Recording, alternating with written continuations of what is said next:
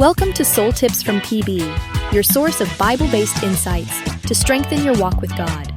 Listen to Pastor Bong Bailon of Real Life Christian Communities as he shares brief yet impactful messages to inspire and guide your relationship with the Lord and with others.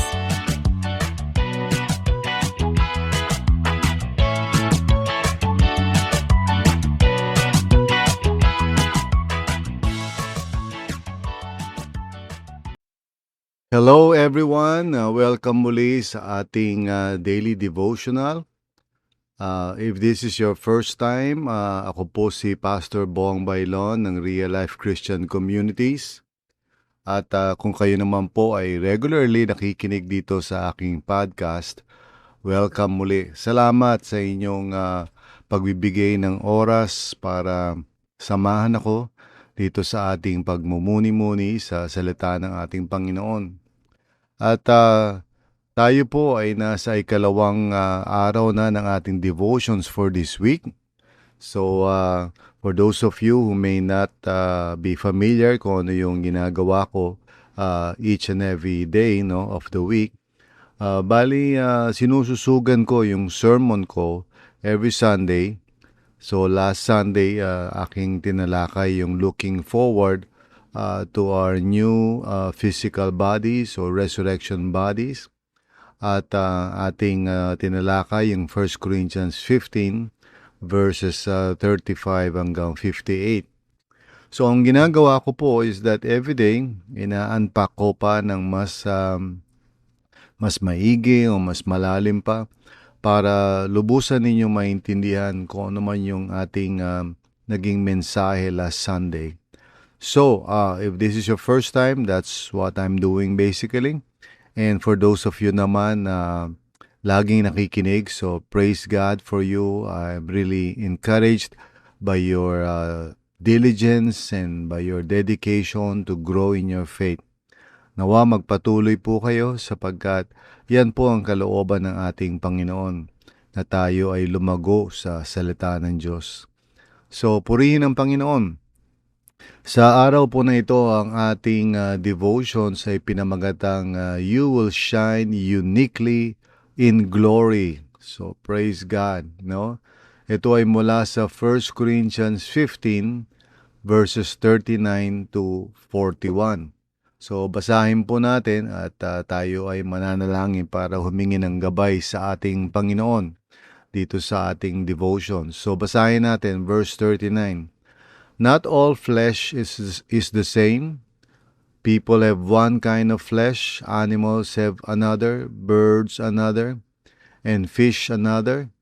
There are also heavenly bodies and there are earthly bodies. But the splendor of the heavenly bodies is one kind, and the splendor of the earthly bodies is another. Verse 41, the sun has one kind of splendor, the moon another, and the stars another, and star differs from star in splendor. So tayo po ay manalangin. Lord, maraming salamat sa iyo, Panginoon. Thank you for your grace and mercy na muli binibigyan mo kami ng opportunity to hear your word, Panginoon, para sa buhay namin. So, Lord, speak to us through your Holy Spirit. Gabayan mo po kami, Panginoon, upang maunawaan namin ng mabuti kung ano ang sinasabi mo sa iyong salita. Hayaan mo, Panginoon, na maging malinaw ito sa amin at kami magkaroon, Lord God, ng faith na tumugon at manampalataya at sumunod, Panginoon, ng ayon sa katotohanan ng iyong salita. Maraming salamat muli, Panginoon. We ask this right now, asking for grace and for wisdom. In Jesus' name, amen and amen. So, we have been talking about yung question na ano ba magiging itsura natin pagdating ng resurrection na sinasabi sa salita ng Panginoon. Again, let me just remind you na pagdating siyempre sa mga future, bagamat mayroong Word of God, we cannot be, so detailed and specific about everything. Siyempre, nandun pa rin yung mystery no? We are like, parang sabi nga ni N.T. Wright, looking into the mist, no? So, ganun na kanyang terminology, which I like, no? Kasi, we don't want to be so dogmatic na sabihin natin, well, ganito talaga yung mangyayari, etc. But, of course, we have the Word of God to guide us. At in terms of ano ba ang pwede natin i-expect o asahan, no? Itong verse na to gives us an idea of what would happen on that day, no? Pag tayo ay binigyan na ng Panginoon ng resurrection bodies. Well, ganito ang sabi nga, no, ni Paul. Not all flesh is the same, sabi niya. People have one kind of flesh, animals have another, birds another, and fish another, no? So, ibig sabihin, Paul is saying that God is a God of creativity and diversity. So, he is giving us a picture of what would probably happen sa resurrection, meaning to say na hindi tayo parang pare-pareho ang itsura. Sometimes, minsan sa mga pelikula, ganun ang pinoportray nila, no? Na parang napaka-boring, no? Lahat tayo nakaputing gown or something like that.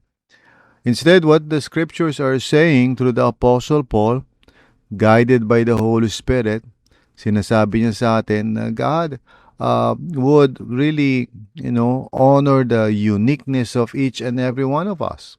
Kasi He is the God of all kinds of creative diversity, no?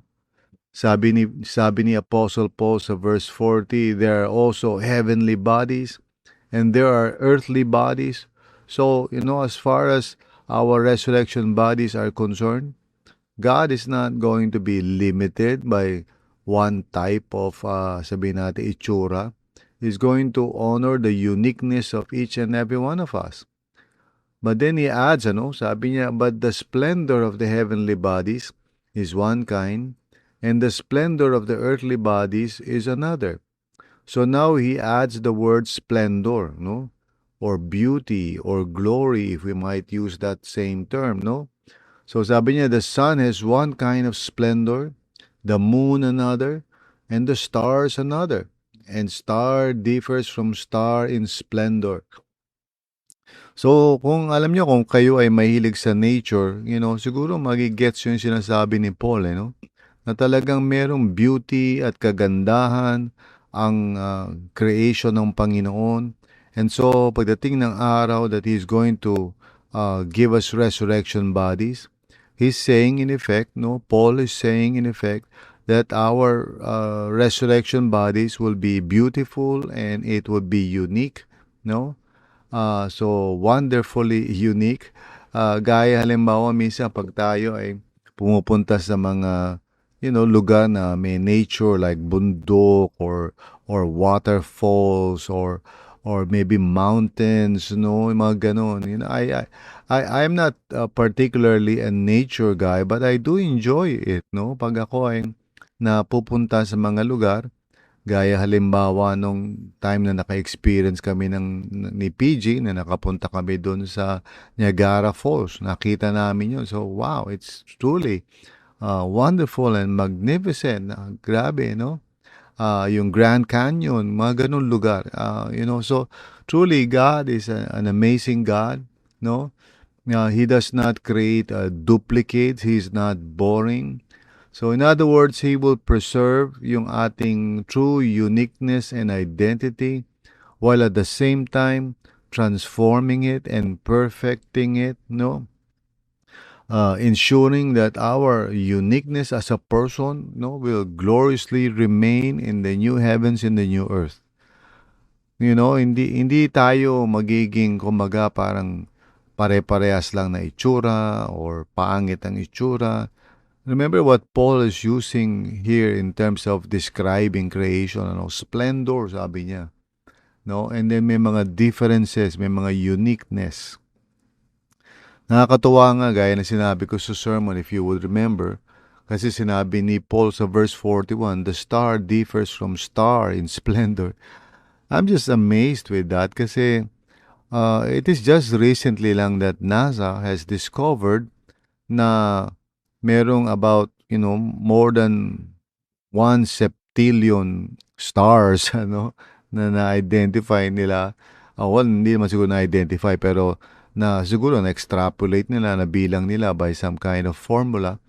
Pero na-discover nila na stars are different from each other. Of course, they're using powerful telescopes para maka-arrive sa ganung conclusion, or thesis. But, Paul was given by the Lord the revelation na stars differ from star in splendor. Amazing, no? So, I hope that would encourage us. Hindi kasi mawawala yung ating unique identity.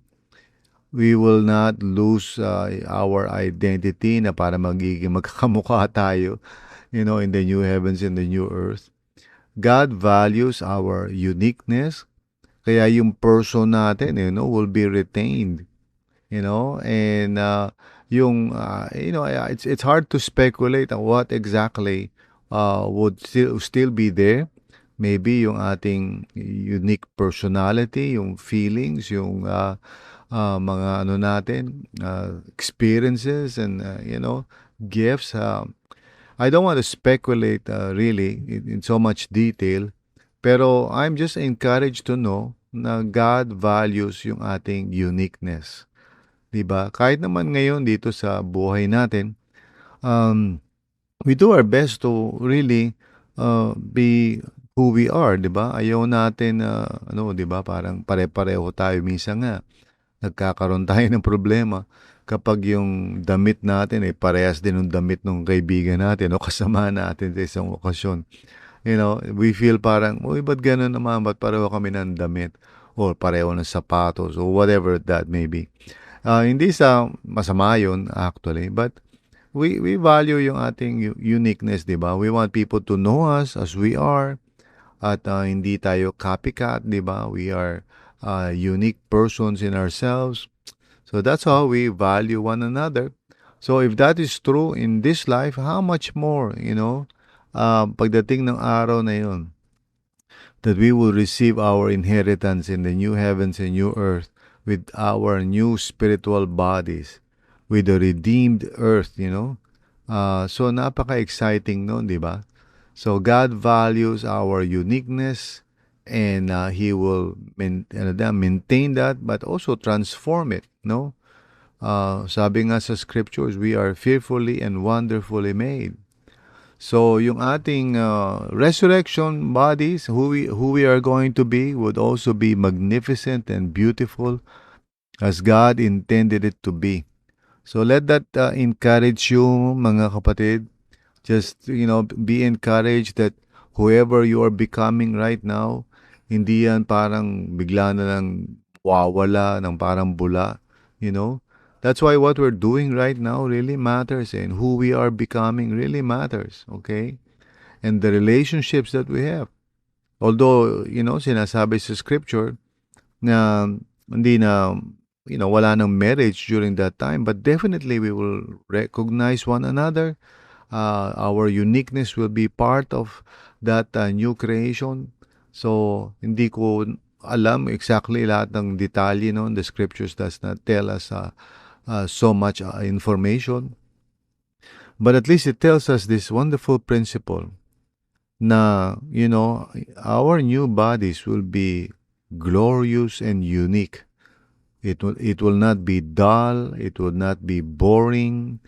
Hindi tayo magiging pare-parehas lang itsura natin. But tulad din ngayon, na iba-iba tayo, di ba? Even now, iba-iba tayo. And that's a wonderful thing. And God will honor that. So, let me just ask you a few questions for your reflection. I think it would be good for you to write down your answers siguro sa isang journal, isang notebook. Or, mas maganda, after you do that, look for someone with whom you can share kung ano yung sinulat mo. It's wonderful to have somebody to talk with, lalo-lalo na when we are studying the Word of God together. So let me encourage you, huwag kayong mahiya, huwag niyong sarilihin lang yung mga insights nyo. Who knows, somebody might be encouraged by what the Lord has revealed to you, through His Word. So ito yung mga questions natin. Una, what parts of your personality or gifts make you feel uniquely designed by God? So isipin natin yan. I'm sure there are things that are unique about you, or maybe we can say, what do you like about you that you wish, would really be retained in the new heavens and the new earth, and hindi lang retained but transformed. Maybe yung pagiging artist mo, maybe yung pagiging singer mo, I don't know. Siguro yung pagiging magaling ka mag-drawing. Maybe, 'di ba, na pagdating natin sa new heavens and new earth, ano yun, lalong ma-expand yung, lalong yung talagang full creativity mo would blossom and would be revealed. Wow, exciting yun, di ba? Here's the second question. How does it encourage you to know you will still be you in eternity, but without any flaws? Thanks be to God. The Bible says now, when we die, we are done away with sin once and for all. So in the new heavens and the new earth, there will be no more sin and failure and hang-ups and issues sa buhay natin. Our best of who we are will shine forth, no? The third question ko dito is, in what ways can you celebrate your God-given uniqueness today? So praise God. Patuloy natin, i-explore yan, yung uniqueness natin, i-develop natin yan. Yung mga artistry natin, yung mga capabilities natin. All these things that we do, that we excel in for the glory of God. We're going to bring that into the new creation. Yun ang sinasabi ng Panginoon. All that we have become, all the uniqueness, and even more, yung talagang intention ni Lord for us. So it will be a wonderful creation. Wala na yung death and issue na sari-sari na mga false self natin. We would be able to express the unique us, dito sa bagong mundo na gagawin ng Panginoon. So today, it's good to develop yourself, to grow, to try out things, to find out yung unique giftedness mo, and then to sharpen those things. What a great day, praise God. We have hope in the Lord. Hindi yan masasayang. Minsan, niisip nga ng mga tao, di ba? Pag merong mga magagaling na artist, tas namatay na, ay sayang. But if you're in the Lord, walang sayang doon. Hindi nasasayang yun. If you are a singer, a musician, go ahead, continue to excel in it, offer it to the Lord, and you will carry it forward, or rather the Lord will keep it, as part of your uniqueness into the new heavens and new earth someday. Amen? So those who believe in the resurrection, are truly encouraged to excel right now and to fulfill yung potential nila in the Lord Jesus. It's not a boring doctrine, mga kapatid. It is not something na parang intellectual lang o theological lang. It's a very practical and a very hope-filled kind of idea to know na, pag yung death is not the end of everything, rather we are looking forward to that day when we will rise again in new resurrection bodies that will never die, and so we can fulfill yung talagang fullest potential natin that the Lord intended for us to be. Amen. Hallelujah to that. So mga kapatid, huwag kayo ma-discourage. Continue to serve the Lord. Continue to excel. Continue to pursue yung uniqueness mo, Huwag ka mag-focus sa mga negative na opinion ng mga tao. Mag-experiment ka, If you are a chef, mag-try ka ng mga ibagong mga luto. Just go ahead and do it.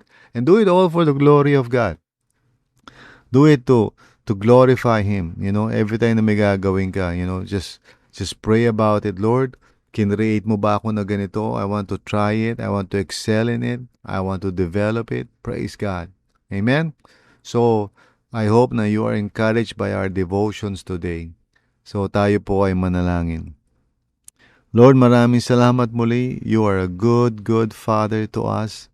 And Lord, yung uniqueness namin, the way you have created us to be, Lord, you are not going to negate that or set it aside. Lord, you're going to transform it and even just allow it to blossom to its fullest fullest potential in your kingdom. We're so excited, looking forward to that. So, Panginoon, in the meantime, tulungan nyo nga po kami, Lord, na hindi kami maging negative, but maging excited kami to try out things, to grow, to become the better version of ourselves by the grace of God, trusting in you, Panginoon, as you lead us and guide us, Lord. So, tulungan nyo kami, Panginoon, to be creative and daring and really trusting sa mga bagay-bagay, Panginoon. Because you are a good Father. You love us. And you have created us uniquely. We are fearfully and wonderfully made. So nawa, Panginoon, we would explore that fully, Lord, in this life. As we await, Lord, yung future resurrection namin. Thank you, Lord, in Jesus' name. Amen and amen. So mga kapatid, maraming salamat sa inyo. Again, if this is your first time, I hope that you will listen again. And if you have been listening regularly, well, praise God for you. I hope na you would continue to do so and not give up, no? And tell others also, no? Share nyo itong resource na to. Yun naman ang dahilan ba't ko ginagawa ito eh.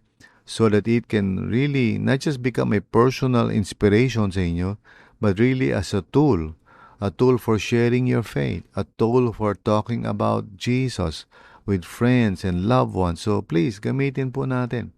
Share natin sa iba. Amen? So once again, maraming salamat sa inyo. For those of you who are planning to attend our retreat, it's going to be on May 1, so malapit na. And thanks be to God at tayo ay merong ganitong mga experiences together. I want all of you to grow in the Lord kasi, you know, we have the fullest potential available for us in Christ Jesus. Kaya sige lang po, no?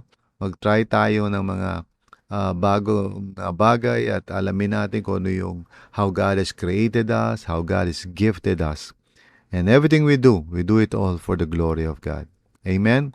So maraming salamat muli sa inyo. So God bless you.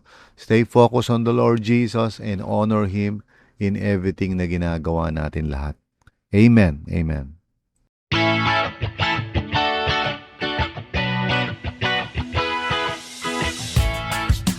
Thank you for listening to Soul Tips from PB. I hope today's message has encouraged you in your spiritual journey. If it has, please consider subscribing and sharing this podcast with others. Let's spread the word and grow together in our relationship with God.